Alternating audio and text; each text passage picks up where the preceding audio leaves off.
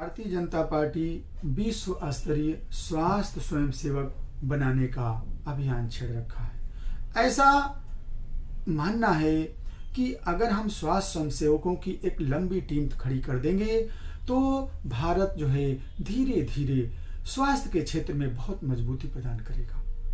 जैसा कि कोरोना की तीसरी लहर की बात चल रही है, तो अगर ऐसी कोई भी समस्या आती है, जब हमारे पास स्वास्थ्य स्वयंसेवक तैयार रहेंगे तो हमें उनसे लड़ने में बहुत ही उपयोगिता साबित होगी।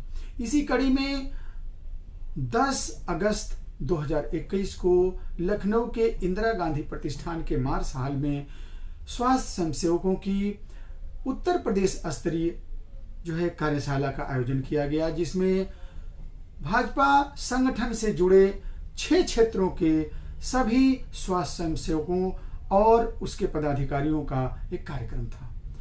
मुझे भी अवध क्षेत्र के स्वास्थ्य स्वयंसेवक के तौर पे इस कार्यक्रम में रहने का सौभाग्य प्राप्त हुआ।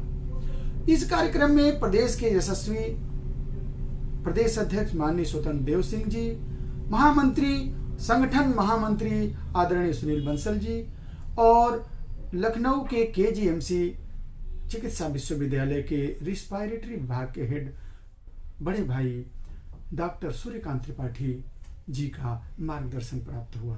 डॉक्टर सूर्यकांत त्रिपाठी जी ने कैसे कोरोना से लड़ने में विभिन्न पहलुओं के द्वारा हम अपने आप को इस अभियान से जो है जोड़ करके और कैसे हम कोरोना के क्षेत्र में महत्वपूर्ण जो है योगदान लोगों को दे सकते हैं, इस पे चर्चा की गई। तो इस जानकारी में आप लोग देखिएगा कि डॉक्टर सूर्यकांत त्रिपाठी जी कोरोना के ऊपर कई टॉपिक पे आपको महत्वपूर्ण जानकारी दे रहे हैं, तो आप ध्यान से देखिए। के लिए या हेल्थ केयर वर्कर्स के लिए, लेकिन मैं कहता हूं कि आज से तो आप भी हेल्थ केयर वर्कर हो गए ना, लिख गया स्वास्थ्य स्वयंसेवक, तो आप लोग भी आइवरमेक्टिन की बचाव की डोज इस्तेमाल करिए। अगर थर्ड वेव आती है तो, अभी तो थर्ड वेव का कोई दूर तक निशान दिख नहीं रहा, कम से कम उत्तर प्रदेश में तो नहीं दिख रहा। अगर आए तो हफ्ते में 1 दिन आइवरमेक्टिन की डोज खा लेना। किस तरह से? जो 12 साल से ऊपर है वो 12 मिलीग्राम की एक गोली हफ्ते में 1 दिन, जो 6 से 12 साल के बच्चे हैं वो हफ्ते में 1 दिन 6 मिलीग्राम की गोली, और जो 2 से 6 साल के बच्चे हैं वो हफ्ते में 3 मिलीग्राम की गोली। गर्भवती महिलाएं और बच्चे को दूध पिलाने वाली महिलाएं आइवरमेक्टिन नहीं दी जा सकती। बस कितने दिन तक? जब तक कोरोना खत्म नहीं हो जाता। अगर कोरोना की थर्ड वेव आती है तो, ये मैंने कल से मत कहिएगा, कोरोना की थर्ड वेव आती हो तो रेगुलर नहीं लेना है। रेगुलर नहीं। हेलो सर, मैं डॉक्टर पंकज खन्ना। क्योंकि दिसंबर तक प्रधानमंत्री जी कह चुके हैं कि दिसंबर 2021 तक हम पूरा 180 करोड़ डोजेस कोविड वैक्सीन की बायोलॉजिकल वैक्सीन, लेकिन हमारे पास लक्ष्य भी दूर है। दूसरा है सोशल वैक्सीन, जो हमारा कोविड एप्रोप्रिएट बिहेवियर है, इसको मैं कहता हूँ सोशल वैक्सीन। और तीसरी है इम्यूनिटी की वैक्सीन, जो अभी इम्यूनिटी के बारे में डॉक्टर मनोज मिश्रा जी ने बताया। इम्यूनिटी के बारे में मेरा कॉन्सेप्ट बहुत अलग है, मैं किसी फिर दिन बताऊंगा, आज तो टाइम नहीं है, बहुत टाइम हो गया। लेकिन इम्यूनिटी के बारे में ये जान लीजिए कि इम्यूनिटी आपने मान लो सुबह काढ़ा पिया और शाम को इम्यूनिटी पैदा हो जाएगी, ऐसा बिल्कुल नहीं है। सुबह सेब खा लिया और शाम को इम्यूनिटी हो जाएगी, ऐसा बिल्कुल नहीं है। इम्यूनिटी हमारी शुरुआत होती है माँ के गर्भ में जब हम होते हैं। इसीलिए 3 दिन पहले गवर्नर साहिबा ने बहुत अच्छा कहा कि विश्वविद्यालयों में पढ़ाया जाना चाहिए गर्भ संस्कार। अब गर्भ के दौरान माँ क्या खा रही है, क्या पी रही है, क्या विचार है, क्या देख रही है, क्या मन में चल रहा है, इन सब से बच्चे के अंदर संस्कार जाते हैं और इन्हीं से जाती है बच्चे की इम्यूनिटी। और मैं आपको बताऊं, ईश्वर जब बच्चा पैदा होता है तो इम्यूनिटी के साथ भेजता है। उसे मालूम है इस बच्चे की इम्यूनिटी नहीं है, तो उसको कहते हैं इनेट इम्यूनिटी या पैदाइशी इम्यूनिटी। किसने बनाई है? ईश्वर ने बनाई है। वो इम्यूनिटी ईश्वर ने दी है उसे। इसलिए जब थर्ड वेव में बच्चे मरेंगे, बच्चे बहुत प्रभावित होंगे, तो दुनिया में एक ही डॉक्टर था जिसने कहा बिल्कुल गलत, डॉक्टर सूर्यकांत। अरे नहीं, आप बच्चों को बता दीजिए, सूर्यकांत अंकल ने कहा है कि आप बिल्कुल सुरक्षित हैं, बिल्कुल सेफ जोन में है, आपका कोई पाई का लाल बाका नहीं। कोरोना तो छोड़िए, इसकी साथ उसने आपका कुछ नहीं बिगाड़ सकते। बच्चों के लिए बहुत बड़े उपाय हैं। अरे पहले वेव में बच्चे बीमार नहीं पड़े, दूसरे वेव में नहीं कुछ उनका हुआ, तो तीसरे वेव में कोई पीडियाट्रिक स्ट्रेन आ रहा है क्या? चाइल्ड वाला स्ट्रेन आ रहा है क्या? बच्चा सूंघेगा ये बच्चा है, चलो इसमें घुसते हैं, बिल्कुल नहीं होगा। बच्चे सुरक्षित हैं, सुरक्षित रहेंगे, बस कुछ ध्यान देने की जरूरत है। एक तो भगवान ने दी है उनको इम्यूनिटी, इम्यूनिटी जिसको कहते हैं। दूसरा बच्चे जो होते हैं उनके अंदर ACE2 रिसेप्टर्स बहुत कम पाए जाते हैं।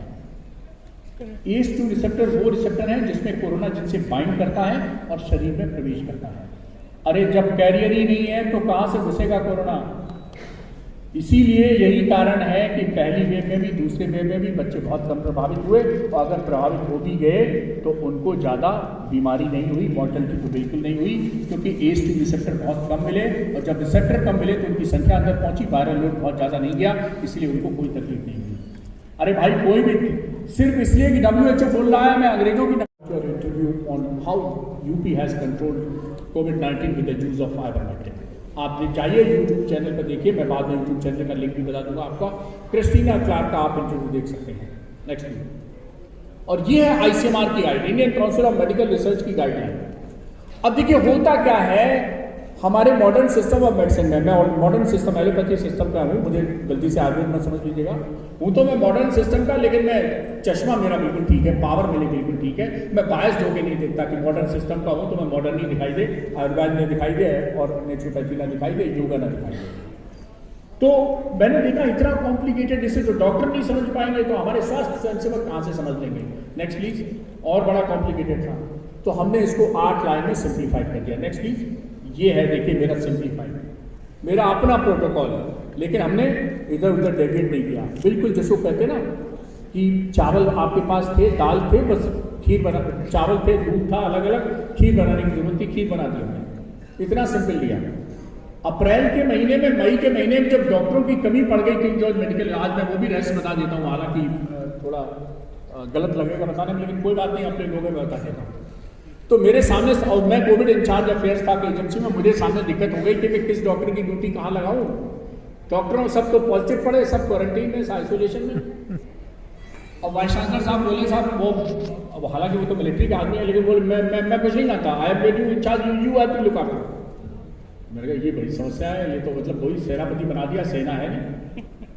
तो मेरे दिमाग में आया कि क्यों ना मैं एक प्रयोग करूँ। तो मैंने दांत के डॉक्टर, पैथोलॉजी के डॉक्टर, एनाटॉमी के डॉक्टर, फिजियोलॉजी के डॉक्टर, जिन्होंने पिछले कई सालों से कोई मरीज ही नहीं देखा, ये तो छोड़, दांत वाले सिर्फ दांत देखेंगे, दूसरा मरीज को देखेंगे, उन सब का मैंने एक सेंसिटाइजेशन इसी प्रोटोकॉल के आधार पर लिया। और वही कहते हैं ना, necessity is the mother of invention. मुझे आवश्यकता पड़ी कि मेरी सेना नहीं है, मैं सेनापति बना घूम रहा हूँ, और वो सुरेश खन्ना जी ऊपर से, कोई ऊपर से, भाई साहब मंजू जी भाई साहब ऊपर से, अरे भाई मरीज लो, ये कहाँ जाए। तो मैंने कहा मरीज को ले लूँ, इनके लिए डॉक्टर कहाँ से लाऊं। तो मैंने सबको ट्रेन किया। आप विश्वास नहीं करेंगे, हमारे दांत के डॉक्टरों ने कोरोना का इतना अच्छा इलाज किया कि किसी को पता ही नहीं चला कि कोरोना एक्सपर्ट इलाज कर रहा है कि दांत का डॉक्टर। ये तो बाद में रहस्य मैंने बताया। मैंने कहा साहब आपने तो हमें सेनापति बना दिया बिना सेना के, और मीडिया को और दे दिया कि अब डॉक्टर सूर्यकांत संभालेंगे कमान कहाँ से संभालें, सेना तो है ही नहीं। तो खैर मुझे समझ में सिंपल सी बात, नहीं तो ये तुम्हें जो है गांव वाले कल से खा जाएंगे। लखनऊ से आए हो, सुनील बंसल जी ने प्रशिक्षण दिया है, डॉक्टर सूर्यकांत जी हमने सुना आए थे, बताओ हमें कोरोना है कि नहीं। तो छोटा इस मौसम में सर्दी जुकाम सबको होता है, तो इसलिए घबराने की जरूरत नहीं, ठीक है ना। हम तो किस्मत लेके पैदा हुए हैं। फोन पे डॉक्टर साहब कोरोना तो नहीं हो गया, ठीक। तो नेक्स्ट प्लीज। बहुत सारे लक्षण होते हैं, लेकिन सेकेंड वेव में हमने कहा कि कोई भी लक्षण है तो वो कोरोना। Next please. कॉम्प्लिकेशन आपको मालूम है, निमोनिया या एक्यूट रेस्पिरेटरी डिस्ट्रेस सिंड्रोम, यही सबसे ज़्यादा खतरनाक कॉम्प्लिकेशन होते हैं। ये कॉम्प्लिकेशन पे आप ना पहुंच जाएं तो सबसे पहले आपने 94 से नीचे, जैसे 93 पे अगर ऑक्सीजन मरीज पकड़ लिया तो जान लो मरेगा नहीं। सबसे ऊंचा दर्जा है कि मृत्यु हो जाए, फिर है कि वेंटिलेटर पे चला जाए, फिर है कि बाईपैप पे चला जाए, फिर है हाई फ्लो ऑक्सीजन पे, फिर है साधारण ऑक्सीजन पे, और एक है घर में ही ठीक हो जाए। तो 7 चरण हैं इसके। सबसे बढ़िया है घर में ही ठीक हो जाए। भगवान न करे कि डॉक्टर सूर्यकांत से मिलने की जरूरत पड़े, मत मिलो, ऐसे मिलो लेकिन वैसे ना मिलो। Next please. सेकेंड वेव में क्या अंतर था और थर्ड वेव में आपको कितना जागरूक रहना है आप देख लीजिए। सेकेंड वेव में हायर ट्रांसमिशन था, मतलब घर में एक मरीज हुआ नहीं कि सब पॉजिटिव है, हायर नंबर ऑफ केसेस थे, 4 लाख लगता है। पहली वेव में मैक्सिमम 98,000 गए केसेस पर डे में, दूसरी वेव में 4 लाख को क्रॉस कर गए। और higher duration of hospital stay, जितना ज्यादा अस्पताल में ज्यादा स्टे रहा उतनी ज्यादा उसको बीमारी हुई। Similar mortality rate first wave से ज्यादा नहीं था, लेकिन चूंकि नंबर ज्यादा था इसलिए मोर्टेलिटी ज्यादा दिखाई दी। और कॉम्प्लिकेशन बाई म्यूकोरमाइकोसिस यानी ब्लैक फंगस। अब ये ब्लैक फंगस क्यों हुआ? जितने भी घर पे लोगों का होम आइसोलेशन में ट्रीटमेंट हुआ उनको कोई ब्लैक फंगस, काला पीला नीला सफेद कोई फंगस नहीं हुआ, लेकिन जिनका अस्पताल में इलाज हुआ वो भी लंबे समय तक इलाज हुआ उनको फंगस हुआ। वो दूसरे कारण थे, अनकंट्रोल्ड डायबिटीज और दूसरी चीजें इम्यूनिटी। नेक्स्ट करोड़ आप देख लीजिए। अगर हम ग्लोबल शेयर देखें इंडिया का तो हमारी पॉपुलेशन है 17%। दुनिया की हर पांचवा लगभग 20% मान लीजिए आप, हर पांचवा व्यक्ति भारतीय है पूरी दुनिया में। तो 20% पॉपुलेशन में 20 करोड़ के संक्रमण में हमारे पास यानी 2 करोड़ को लें तो 10% हुआ, 3